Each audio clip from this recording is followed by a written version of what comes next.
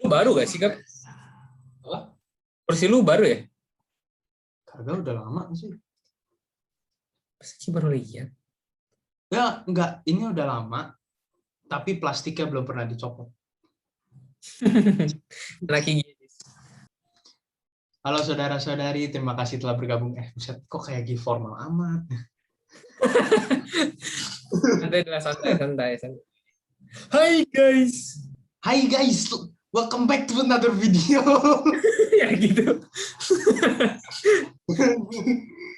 Hari ini gue ditemani sama temen gue lagi, Jonathan Atmaja. Lu mungkin pernah melihat dia di video sebelumnya, di mana kita mereview makanan-makanan yang harus kalian coba. Jangan lupa untuk dicek juga video itu. Nah, Jo, hari ini kita mau mereview sesuatu yang berbeda. Bukan mereview sih, kita mau nonton sesuatu yang beda. Apa tuh? Lu belum tahu kan? Nah, belum.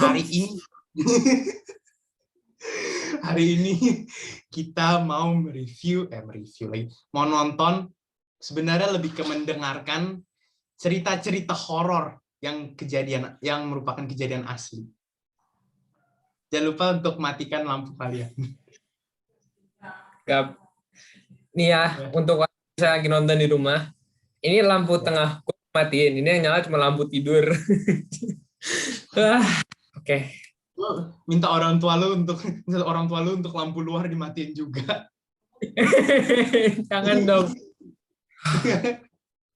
Jangan lupa lu tutup korden. Maria gerak sendiri aja. Tutup korden, jangan. Iya, gorengnya gue tutup. Oke. Tiba-tiba ada bunyi. Nah, bro. Nih, kita langsung ke videonya ya, guys. Coba ya. Di sini nih, Gap, kita benar-benar dilihat oleh YouTube kejantanan kita.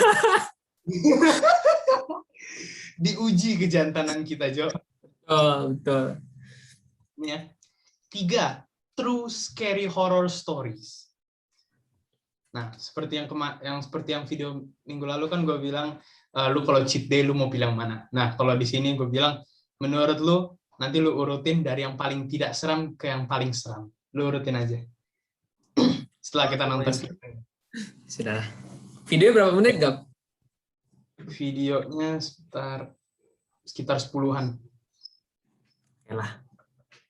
Oke, yuk. Tanpa basa-basi lagi, kita mulai. 3, 2, 1. Kedengeran kan suaranya? Kedengeran nggak suaranya? Nggak ada. Oh, nggak ada. Belum ada suara. Itu suaranya kecil. Oh, ini dia nih. Oke. Udah gue share sama. Yep. Ada suara dikit gitu? Suara? I'm alone one night during winter break. I was watching TV in our sunroom, which is like a smaller living room type space, which we use as a TV and movie room. There was also a door to the side driveway in this room. I had all the blinds shut and was under a blanket watching some random movie I don't even remember, when out of nowhere the lights turn on outside. We have a motion sensing light out there, so the fact that it turned on was concerning. I had to lower the volume on the TV to listen up for any possible sounds. It was unlikely I'd hear anything from outside though, so I lifted the blinds briefly just to do a quick check. It was clear. There was no way that I know of to shut off that light, so as annoying as it was, I just had to wait. I figured it was a raccoon or a possum or something that might have triggered the light.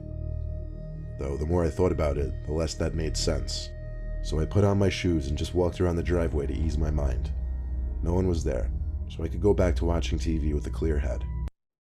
Lu berani nggak misalnya ada motion sensor light lu nyala gitu, terus habis itu lu pakai baju lu keluar gitu?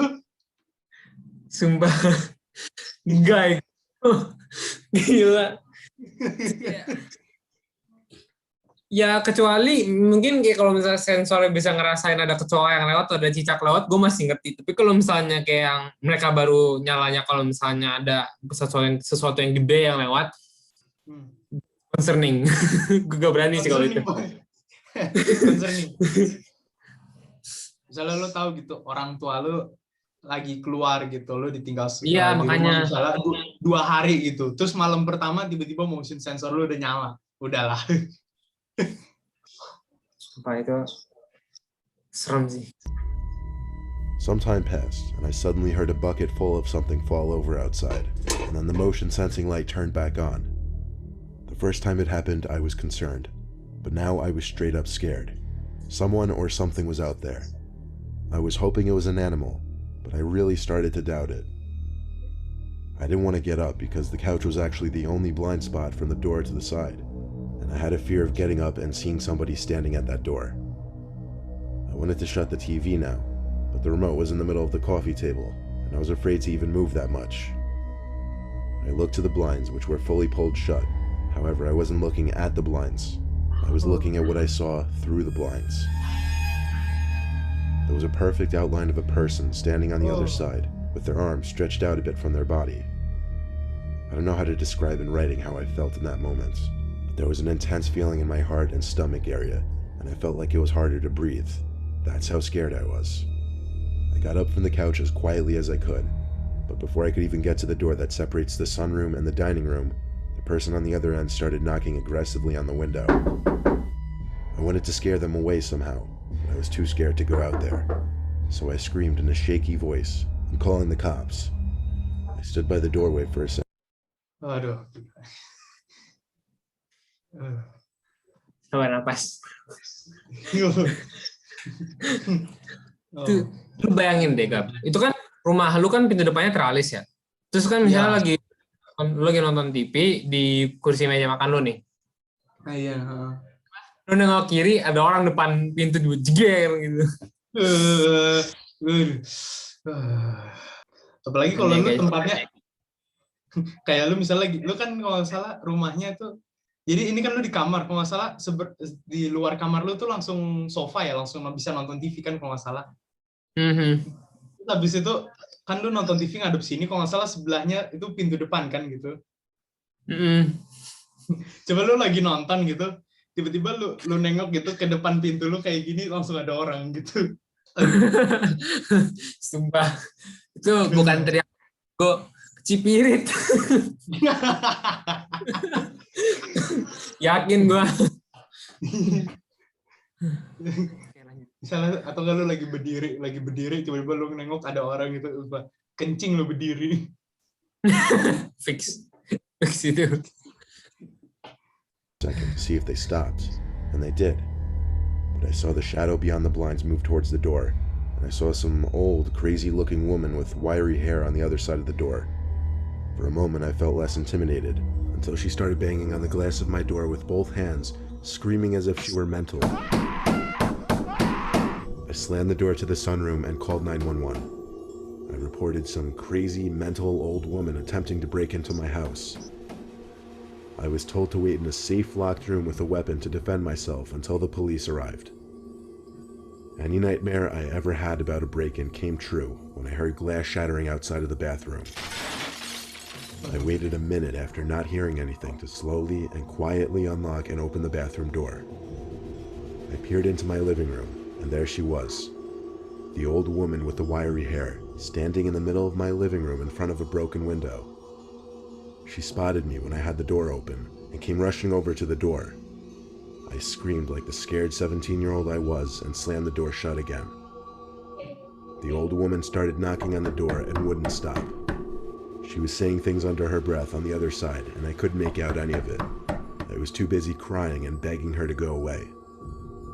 I finally heard a bang at the front door, so I opened the bathroom window and screamed help. 2 cops came up to the window I was screaming through, and I begged them to crawl through the broken window out back. They assured me they'd be okay and they'll be right here. The knocking at the door stopped, and a sudden commotion was taking place outside. I heard the 2 cops scream at the woman to step away from the door. When I stepped out from the bathroom, the 2 cops had the insane woman detained. I'd imagine they did it pretty easily. The woman looked at me with a look of crazy in her eyes, and I looked away. It turned out the old woman lived in a nearby house with some woman who never leaves the house. None of the neighbors ever really see her. The old woman was messed up in multiple ways and belonged in some kind of special care place. My parents pressed charges on the younger woman because they felt as her supposed caretaker, she should have been held liable for allowing a mentally disabled person to break into someone else's house. Sadly, my parents lost the lawsuit, but the old crazy woman was out of our neighborhood at the very least, and was put in some kind of treatment center. Lihat nggak tadi? Nenek-neneknya itu mukanya kayak apa? Itu kan sebuah umpamaan gitu. Tapi kalau itu aja yang muncul, gue udah takut loh. Iya, Ego. Maksudnya kayak mukanya kayak masih muka standar nenek-nenek gitu, bukan yang kayak muka itu kan. Iya. Lemah banget, gue sumpah ini aja deg-degan banget. Bener cuma nenek-nenek. Parah. Bukan hantu. Padahal Tapi bukan cuma hantu kan, makanya. Tau nggak, yang paling takut apa kalau sama orang yang mental health? Bukan apa-apa ya. Takut ada yang bawa pisau gitu tiba-tiba. Iya anjir. Aduh. Maka kayak mereka nggak ngerti akal gitu, akal budi gitu kan. Ya. Jadi ya ngeri. Makanya nggak bawa pisau, udah bawa gunting. Aduh. Ingat gak sih waktu kita nonton yang sama temen-temen yang Purwanto yang waktu ke sinema? Ya. Yang nenek-nenek juga. Ratu Ilmu Hitam. Ya itu. Ya mirip-mirip lah, ada nenek-nenek gedor-gedor. Makanya mirip. Kemana itu unsurnya lebih horor kan? Udah kesan. Yang Ratu Ilmu Hitam, sebenarnya Ratu Ilmu Hitam yang klimaksnya yang pas mereka nggak tahu diapain itu sebenarnya nggak terlalu serem. Tapi yang sebelum-sebelumnya kayak yang ada sejarahnya gitu loh. Nenek-nenek gila. Yang dikurung terus kepalanya gedor-gedor itu kan. Jadi jedot-jedot sampai berdarah itu, aduh itu. Iya. Itu mah. Itu sebenarnya itu yang serem. Itu yang paling serem. Iya, terus ada bagian yang apa? Ada cewek yang kan dia makan kelabang kan. Ya. Terus kelabangnya jalan di tangan. Terus dikorek. Iya. Sama yang ada perempuan juga tuh yang pengen kurus terus akhirnya dia mulai motong-motong badannya itu sampai leher. Gorok-gorok sendiri. Gitu. Oh, ini tahu yang pas anaknya lagi main game. Oh iya. Main game. Yang si pada krok. Iya. Makanya. Bah itu. Aduh. Jantung. Terus yang tiba-tiba mulutnya di stapler mulut anaknya di stapler maksudnya. Iya anjir. Oh iya itu. Udah. Itu jangan ingat, kita lanjut sama ini aja. Ya oke dah. Oke. Ya.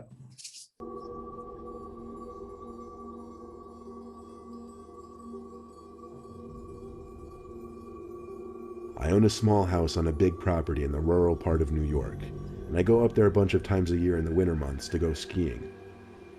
There's a neighbor up there that I'd never spoken to once. There's a fence that separates our 2 yards. Then on the other sides of my house is woods for miles. There's another neighbor further down the road across the street, and I'd met him a number of times because he happens to go skiing too, so we got to know each other based off that. I went up this past January for the first time in the season.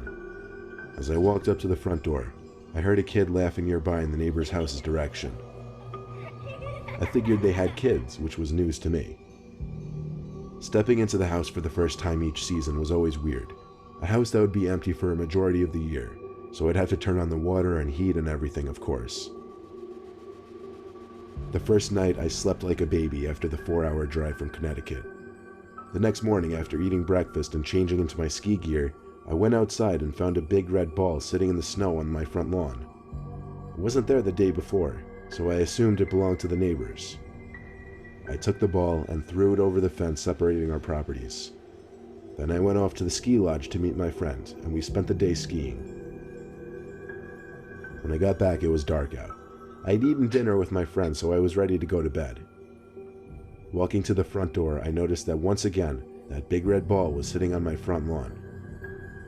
Now it was getting a bit odd, but once again, I threw that red ball over the fence. I woke up in the middle of that night to laughing outside. A kid's laughter. It was like 2 or 3 a.m. A kid playing outside made no sense. I went to look out my window. I couldn't see any kids though, and now the laughter had stopped. However, I did see something sitting on my front lawn. I couldn't tell from the window, so I went outside into the snow in my slippers and robe, and saw that red ball once again sitting in the snow. I got chills as I saw it in the same spot once again. I took the ball and this time instead of throwing it over the fence, I brought it inside my house. I went back to sleep, not hearing any laughter outside again that night. The next morning, before going skiing again, I walked over to the neighbor's house, knocked on the door, and finally introduced myself. Surprisingly, he was an elderly man who seemed completely innocent. I questioned the child's laughter I kept hearing, and the ball that kept ending up on my lawn. He told me there were no kids around there. I got chills again. I thanked him, shook his hand, and went back to my house. I left the red ball in my living room, then drove back up the mountain and had another day of skiing with my friend. When I got back to the house that night, I was completely exhausted and ready to go home the next day. I threw all my stuff on the couch and figured I'd pack it all up tomorrow. I literally crashed into the bed as my whole body was sore, and I fell asleep like a baby. Except I woke up to a kid's laughter outside again. I jumped out of bed and ran to the window to look outside. There was the red ball, sitting in the snow again. I ran to the living room and tore the room upside down looking for the ball. I still know to this day I'd left it in there when I left, but it wasn't there now. I suddenly didn't feel alone in the house. I turned on every light as I packed up all my wet gear into my bag. I threw everything in the bag so I'd be ready to go if shit hit the fan. I made sure all the doors and windows were locked, and they were, so it made no sense. I left the lights on and went back to my room, shutting off only those lights. I looked out the window, and far behind the red ball, out in the snow, was what looked like a kid. A kid just standing stiff, looking towards my window. I ducked down and closed the blinds. I closed the blinds to every window in my house. Tahu nggak, gue mau ngomong aja. Satu serem. Dua, lo inget nggak anak kecil perempuan yang kartunnya yang ada di film Monster Incorporated? Ya, Mirip nggak badannya sama yang ini nih? imajinasi lu bisa aja deh, Kap. Coba deh, coba lu cari. Mirip banget. Asli mirip banget. Iya dah. Iya kan? Ini Photoshop-nya jago nih orang. Iya bener. Iya mirip Iya deh. kan mirip. Mirip. Kepala tuh kayak ada yang apa rambutnya itu loh, yang kayak Ya ada kayak rambutnya gini. iya ya. I tried my best to just go to sleep and ignore it. It was a long hour before my exhaustion overcame my fear and I fell asleep. I woke up the next morning, skipped breakfast, packed up the car, and sped the hell away from there, not looking back to the red ball that was still on my front lawn. I've never had anything to be stolen in that house, so I was okay with leaving it in this situation. Either way, I can't figure out how whoever was out there got into my house to take the ball out in the first place, and that child's laughter still haunts me. But the scariest part of the whole experience was seeing that child standing outside in the cold snow in the middle of the night. Had that ball not been taken out of my living room somehow, this whole thing would be different. But because of that, I don't know what to think.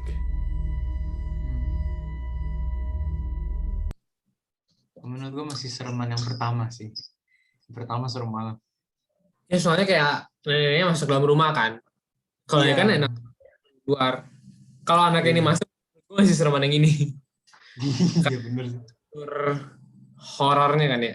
Kalau yang tadi kan lebih ada Ke- pasien yang punya mental issue kan. Kalau ini kan apa sering ya di luar negeri terjadi kayak gitu ya? Kayaknya di sini Oh, jarang-jarang. Ini kayaknya jarang-jarang. kan jarang.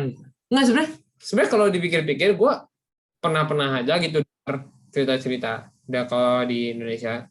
Cuman biasanya di kantor dah gue dengernya. Kantor, kampus, gitu-gitu. Kantor, asrama gitu kan. Ya, gitu-gitu. Iya, memang. Ya, kena begitulah ya, Gap ya. Iya. Makanya berdoa ya guys ya, karena dengan berdoa kita menjauhkan diri kita dari segala macam kejahatan. Gabriel Teguh itu. Ini makanya gue undang Jojo nih ke video gue. Soalnya ini kalian bisa mendapat makna-makna hidup yang baik di sini. Mantap guys.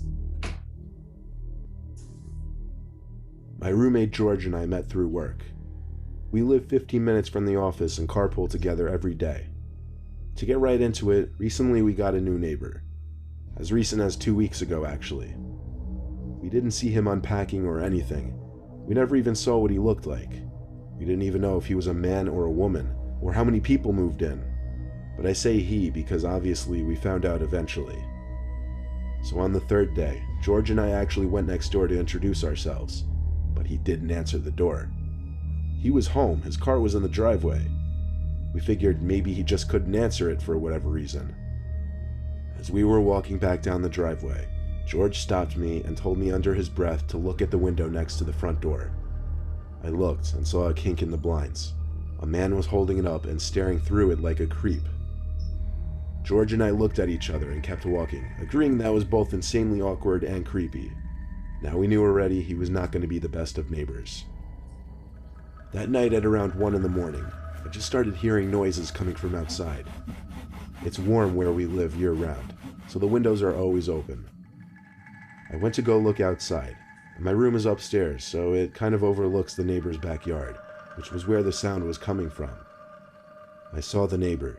He was some big-looking guy wearing a hoodie with the hood up, which was weird given that it was like 72 degrees out, and he was sawing a big piece of wood. It was a ridiculous scene. I went to go knock on George's door. Apparently he was already awake from the noise too.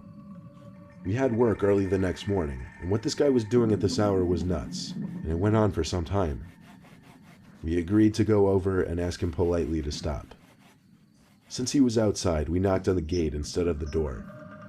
Just as we did, the sawing stopped. We expected the gate to open any second, but it never did.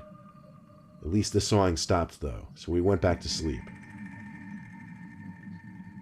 It wasn't until a few nights later that we heard noises in the middle of the night again. I woke up, but couldn't figure out what the sounds were right away.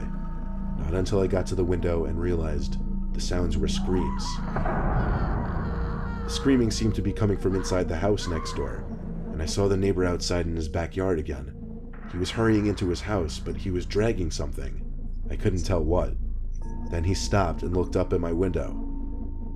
I moved away from the window as soon as I realized. I ran to George's door. He was already awake from the noises too. He got on the phone with the police right away to report this. I stood right by his doorway the whole time listening. Then there was a slam from downstairs. It was our back door.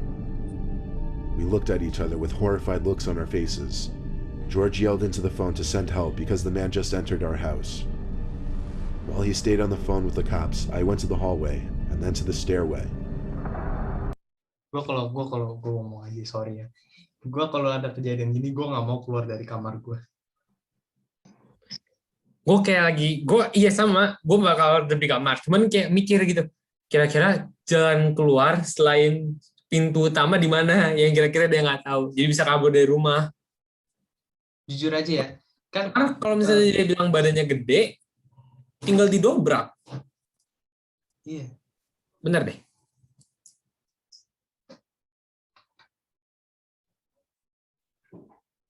Oke. Apa lu barusan nyoba ngedobrak pintu lu sendiri gitu? Enggak gitu dong. Enggak, ada Joen. Oke, melanjut dari pertanyaan yang lu tadi. Kalau gue ya, kan dia berarti logikanya dia udah masuk ke dalam rumah kita. Kita asumsikan gitu dong ya. Nah, berarti kita berusaha keluar tapi berusaha untuk tidak menemui dia. Berarti kita dari kamar. Itu. Nah, kamarnya kan tadi kan katanya jendelanya dibuka. Lantai 2.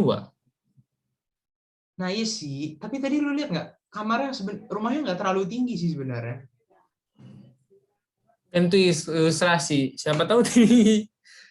Tapi lompat di lantai 2 pun kalau jatuhnya salah patah tulang ya kok. Kalau udah patah tulang jatuh keluar, orang nggak dengar, udah habis. Wah udah habis. Lari kan. Udah patah tulang terus lu nggak kuat untuk teriak gitu. Makanya. Sumpah, lu nahan teriak tuh udah kayak apa? Lu nggak bisa ya kayak.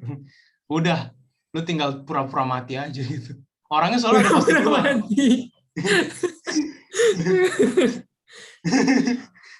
Orangnya soalnya udah pasti keluar. Tapi kita liatin aja. Michael jatuh dari lantai 4, buktinya masih selamat. Patah tulang kan. Patah tulang. Tulang. Cuman gara-gara pengen makan roti. Tapi itu gak jelas banget, sumpah. Gue masih nggak ngerti kejadiannya. Gara-gara marah gak dibeliin roti sama ibunya, dia jatuh dari lantai 4. Gak jelas. Untung masih hidup. Untung masih hidup loh. Untung masih hidup. Yeah. I looked down the stairs and listened. There was creaking in the floorboards down there. I tiptoed back to George's room and shut the door. He told the woman on the line to have the police come in through the back door immediately and then hung up.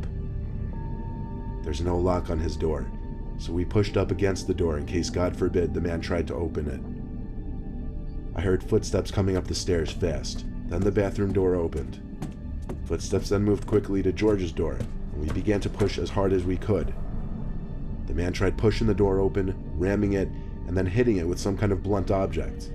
And that was the exact reason we didn't try to overpower him. We didn't know what kind of weapons he could have. No matter what he did, though, he couldn't push through the door. We heard him go downstairs, and all was quiet. A few minutes passed, and we finally decided to open the door and peek outside. It wasn't in the hallway. Suddenly, we heard a man shout police in a deep, commanding voice. George and I ran downstairs in relief, but when we got there, we didn't see any police. I noticed right away, however, that someone was hiding behind our dining room table. I told George to run back upstairs with me, and then the man hiding behind the table got up and chased us up the stairs. This time we went to the bathroom where we could at least lock the door. Ini penyelundupnya pintar juga loh. Iya, Ego. Penyelundupnya pintar juga loh.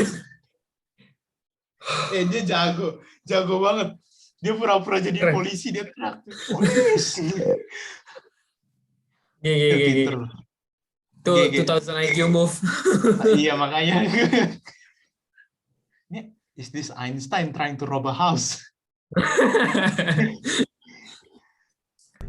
But we weren't in there for long, because once again we heard someone shout police downstairs, this time for real. The man banging on the door stopped, and there was silence upstairs. George and I screamed, up here, and the two police officers came up the stairs yelling at the man to drop his weapon. We heard the sound of a knife being dropped to the floor, and when the police told us to come out, we did. They brought him out to the police car in cuffs and put him in the back seat. We told the officers to check his house because we heard screams. They went in with guns drawn as another cop car pulled up in front of our house, and then two more cop cars pulled up 2 minutes later. We were shocked to see the cops come out of the house with a woman crying hysterically. She had been locked in his basement and she was pressed up against the door, screaming as loud as she could. There was also a dead body in the bag the man had been dragging in the backyard. We didn't find out the whole story behind who this woman was, or who the dead body was, but we're pretty sure the man was going to jail for life. The house is now back up for rent, and we're just hoping somebody normal moves in. Gila. Pembunuh. Di antara semuanya, kalau gue harus milih, tetap yang nenek. Oh, buset. Yang terakhir menurut gue yang nenek-nenek serem. Itu gue kasih nomor 2. Yang nomor 3 yang paling gak serem sih yang nomor 2 ya. Yang apa tuh yang anak kecil. Ya kalau dipikir-pikir neneknya nggak ada pisau. Nggak ada senjata ya. Iya. 3-1-2. Berarti yang paling serem 3. Terus 3. Habis itu nomor 2 1, terus habis itu yang anak kecil terakhir. Okay. Weh, berarti kita masih maskulin. Judging dari muka kita sekarang, kayak kena mental. tinggal nunggu waktunya siapa yang mau gedor di tangga duluan sekarang. Gap, amit gap. Ini. Astaga. Coba bayangin deh, kalau misalnya suatu hari lu pindah ke luar negeri, terus kejadian kayak gitu, salah satu di antara ketiga itu terjadi. Kira-kira yang paling lu nggak mau terjadi ke lu yang mana? Iya yang nomor 2 lah. Oke. Tapi nggak tahu ya. Kalau itu kan cuma beberapa hari doang tuh nomor 2. Kalau ternyata yang nomor 2 itu kayak diperpanjang kayak sampai setahun tuh kayak gimana ya? Kalau misalnya gue setiap hari gitu, gue bisa kena mental. Iya, gue depresi nanti ada. Depresi. Setiap hari gue khawatirin terus. Duh, ini gue sama siapa ya di rumah? Kok ini bola keluar terus maunya? Kok setiap malam gue ngeliat ada anak kecil di luar. Ada yang ketawa terus, kena mental gue. Iya, gue. Serem. Lama-lama kalau dipikir yang nomor 1 tuh paling gak serem. Gue ngebayangin ngedobrak masuknya itu yang serem. Nah, iya. Intinya, pokoknya kalau misalnya hampir sesuatu yang ngedobrak masuk paksa, itu paling serem lah. Iya. Apalagi kalau Terus misalnya dulu, kita nggak tahu dia masuk, terus tiba-tiba udah masuk. Wih. Nah, iya makanya misalnya ada yang ngetok gitu, tok gitu, kita biarin gitu. Dia belum mulai kenceng tok, terus tiba-tiba berhenti. Lu keluar gitu, lu nggak ngeliat siapa-siapa, tiba-tiba dia muncul depan lu. Nah, udah lah. Itu kayak sequence film horor banget dah. Dia diketok-ketok, nggak tiba-tiba berhenti, nggak ada yang pecah, nggak ada apa-apa, tiba-tiba depan lu. Udahlah. Udah. Good game. Good game udah. Kelar ya, gue kelar. Kelar.